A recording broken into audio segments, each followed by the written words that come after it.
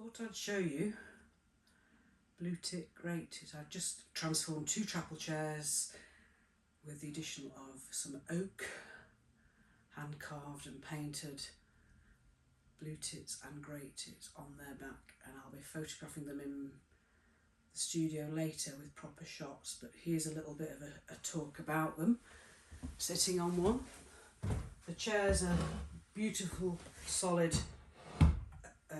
oak and beech chapel chairs, where at the back, like my other works, they've had some birds added, mounted on brass rod and aged to it be in keeping with the patina of the chairs. The chairs are durable enough to sit on. I don't think they kind of need heavy use by a dining table because the birds are quite vulnerable, but as a piece within a home, they will look quite stunning.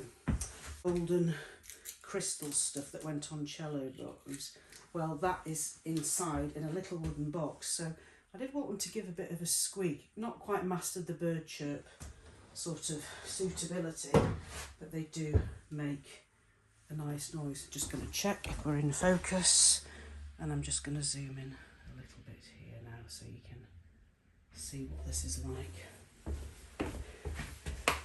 Clockwise turn.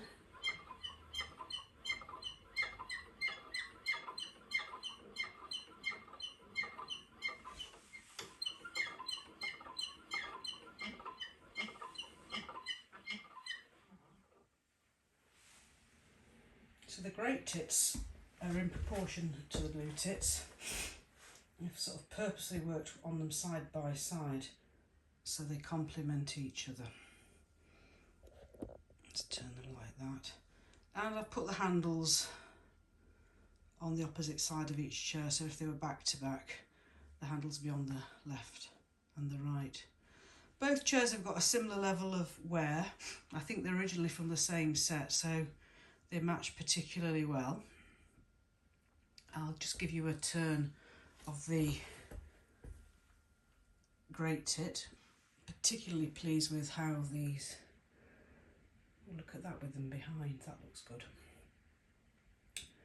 With how the Great Tits have sort of been painted and then rubbed back. They fit really nicely with the chair. Oh, and both sets of birds have been given ebony beaks and taxidermy glass eyes for realism.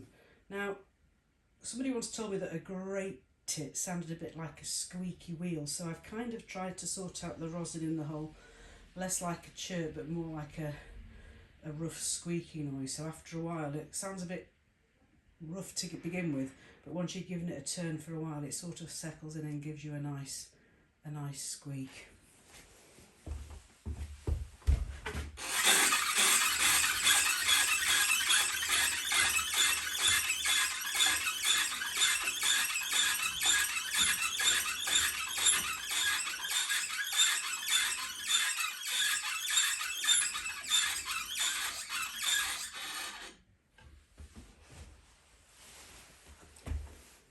After rotating them round, they sort of go out of sequence, which I quite like, rather than follow each other. But eventually, after so many rotations, they do level back up. And obviously, by hand, you can always realign them when you have finished with it.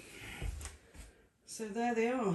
They are the oak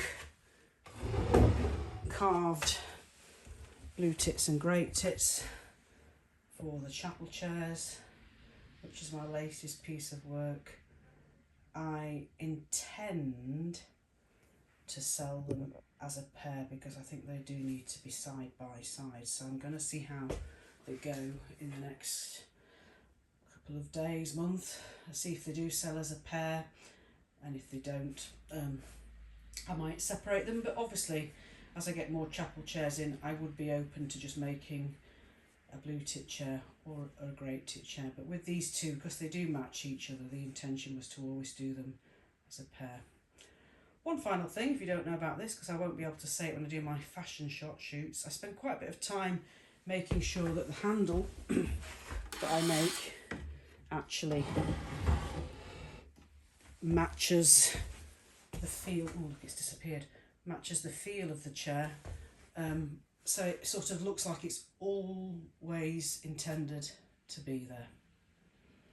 Thanks for watching.